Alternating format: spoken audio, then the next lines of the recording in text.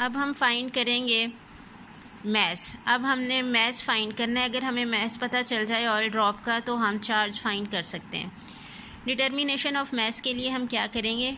To determine mass of oil drop the electric field is switched off. हम क्या करेंगे, ये जो सोर्स ऑफ वोल्टेज हमने यहाँ पे कनेक्ट किया था इसको यहाँ से हटा देंगे। जब हम इसको हटा देंगे इलेक्ट्रिक फील्ड ख़त्म हो जाएगा, इलेक्ट्रिक फील्ड स्विच ऑफ हो जाएगा, यानी इलेक्ट्रिक फोर्स जो अपवर्ड डायरेक्शन में अप्लाई हो रही थी इस चार्ज के ड्रॉपलेट के ऊपर वो ख़त्म हो जाएगी। अब सिर्फ कौन सी फ़ोर्स बचेगी? Gravitational force. ये ग्रेविटेशनल फ़ोर्स की वजह से डाउनवर्ड डायरेक्शन में फॉल करेगा। और हमें ये पता है कि जब कोई भी particle under the action of gravitational force downward direction में फॉल करता है तो एक अपोजिंग फ़ोर्स उस पर अप्लाई होती है जिसे हम नाम देते हैं ड्रैग फोर्स का। तो यहाँ पे क्या होगा, ड्रैग फोर्स की वजह से ये टर्मिनल वेलोसिटी अटेन कर लेगा।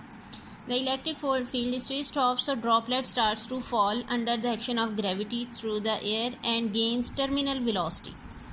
व्हेन ड्रैग टर्मिनल वेलोसिटी ये अटेन कर लेगा कब? When drag force becomes equal to weight of the droplet. So weight of the droplet किसके इक्वल हो जाएगा? ड्रैग फोर्स के। वेट के इसके इक्वल होता है mg और ड्रैग फोर्स है 6 pi eta r v t. Terminal velocity का हम यहाँ पे लेते हैं, ये हमने चैप्टर नंबर 6 में फर्स्ट ईयर में भी पढ़ा था। यहाँ से मैस किसके इक्वल आएगा? 6 pi eta r v t divided by ji.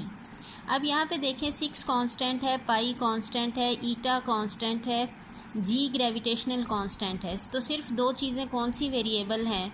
Terminal velocity और रेडियस। ये दोनों की वैल्यू हम यहाँ पे पुट करेंगे तो हमारे पास निकल आएगा मैस। अब टर्मिनल वेलोसिटी हम कैसे फाइंड करेंगे?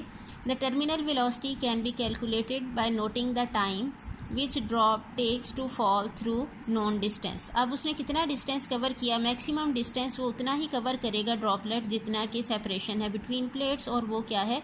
डी, जो कि उसने कितने टाइम में कवर किया है? टी टाइम में। तो ये फार्मूला हमने पढ़ा हुआ है, c is equal to v t का।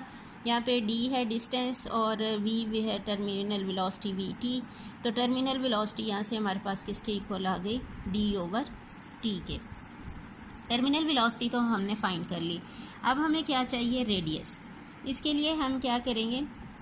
रो किसके इक्वल होता है? मैस पर यूनिट वॉल्यूम के। अब हमारे पास जो ड्रॉपलेट है वो स्फीरिकल फॉर्म में है और वॉल्यूम ऑफ स्फीयर का फार्मूला क्या होता है? 4/3 पाई आर क्यूब।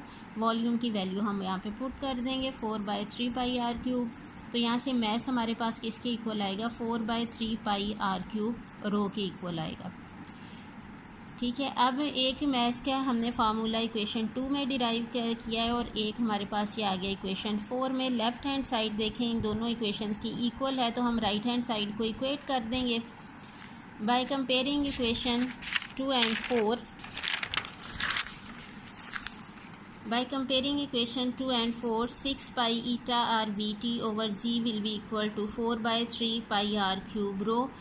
एक r कैंसिल हो जाएगा तो क्या बचेगा? r square. पाई भी कैंसिल हो जाएगा तो r स्क्वेयर हमारे पास किसके इक्वल आ जाएगा? अब क्रॉस मल्टीप्लिकेशन कर दें, देखें 6 से 3 मल्टीप्लाई हो जाएगा इधर जाके, तो क्या हो गया? ये r स्क्वेयर हमने सिर्फ एक तरफ रहने दी है, बाकी सारी क्वांटिटीज़ दूसरी तरफ ले जाएंगे। 6 3 से मल्टीप्लाई होगा तो ये हो जाएगा 18 eta v t as it is साथ आ जाएगा। यहाँ से देखें रो और 4 ये दोनों जी के साथ इधर डिवाइड हो जाएंगे, 4 रो जी। यहाँ से देखें ये कैंसिल हो जाएगा, 2 9 ज़ार 8, 2 2 ज़ार 4।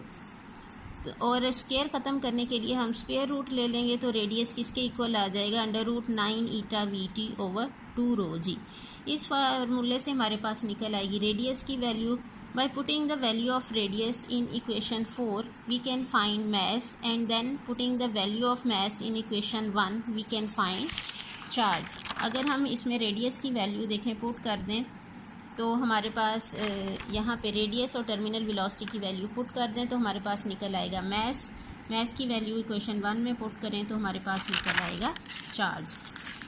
अब जो मिलीकॉन ने चार्ज फाइंड किया था ऑयल डिफरेंट ऑयल ड्रॉप्स पे, उसने ये कंक्लूड किया, Millikan measured charge on each oil drop and calculated that charge was either equal to 1.6 into 10⁻⁻19 coulomb, या तो चार्ज एग्जैक्टली इसके इक्वल था या फिर क्या था, इसका इंटेग्रल मल्टीपल था। और ये चार्ज की वैल्यू क्या है, this is the value of charge that is on an electron. तो फिर यहाँ से हम क्या कहते हैं कि Q किसके इक्वल है, NE के। ये जनरलाइज्ड फार्मूला हम लिखते हैं कि या तो चार्ज किसी भी पार्टिकल पे एग्जैक्टली इक्वल होगा E के, यानी 1.6 इंटू 10⁻⁻19 कूलम के, या फिर इसका इंटेग्रल मल्टीपल होगा जिसमें n किसके इक्वल है, 1 2 3 सो ऑन।